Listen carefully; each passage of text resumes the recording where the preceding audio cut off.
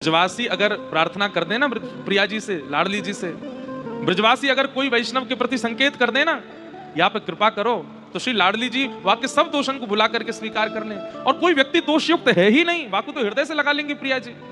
इतने ब्रजवासी जन आकर के सब प्रार्थना कर रहे हैं, हे किशोरी जी, हे श्यामा जी, भोरी पे कृपा करो।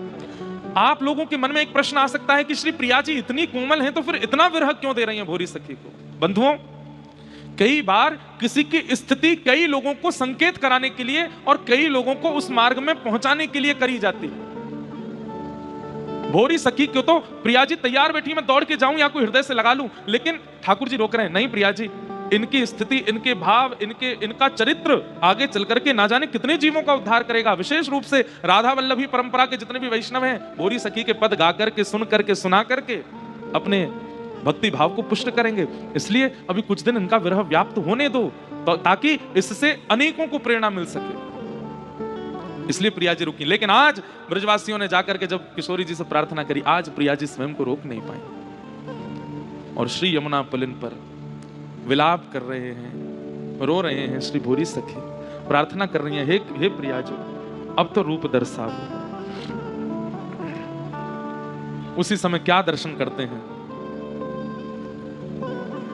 सुंदर निकुंज में से चवर डोराती भाई श्री ललिता जी प्रकट हो रही हैं, पंखा जलती भाई श्री विशाखा जी प्रकट हो रही हैं। एक एक करके सब सखियां आती जा रही हैं, भोरी सखी को सब दिख रहे हैं, नेत्र सूज गए हैं रोते रोते प्रिया जी के विरह में, और सब सखियां मंद मंद मुस्काती भाई श्री भोरी सखी को देख रही हैं। और तभी वह निकुंज में से आहा कंदर्प दर्प सबको अपने ऊपर मोहित करने वाली श्री प्रिया जी प्रकट हो गए। और जैसे प्रिया जी को अपने समीप आते हुए भोरी सखी देखते हैं, श्याम सुंदर के अश्रु बिंदु ही तो हैं।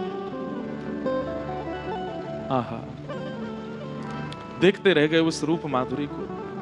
प्रिया जी समीप आकर के बैठी, चारों ओर से सखीन ने घेर ली है। प्रिया जी ने आकर के पहले तो अपना वर्द हस्त भोरी सखी के सिर पर पधरायो।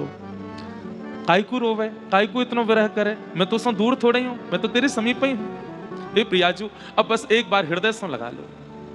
प्रिया जी भी घुटने पर बैठ गई और भोरी सखी को जैसे ही अपने अंक में भरो है, जय जयकार है लगी, पुष्प वर्षा करने लगी सब सखियां। आज वृंदावन की यमुना तट पर एक अद्भुत मनोरम दृश्य प्रकट भयो। जाकू देख करके आकाश में जितने भी देवी देवता हैं वे भी भाग्य मना रहे हैं। अरे भोरी सखी, तेरे कैसे भाग्य, या भयाभय कली काल में तेने प्रिया जी को प्राप्त कर लियो।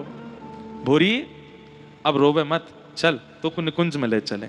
और सब सखियों के साथ अपनो हाथ भोरी सखी के कंधा पे पधरा करके श्री प्रिया जी मंद मंद चलती भई भोरी सखी जी को निकुंज में लेकर के प्रविष्ट हो गए। बोलो वृषभानु दुलारी की।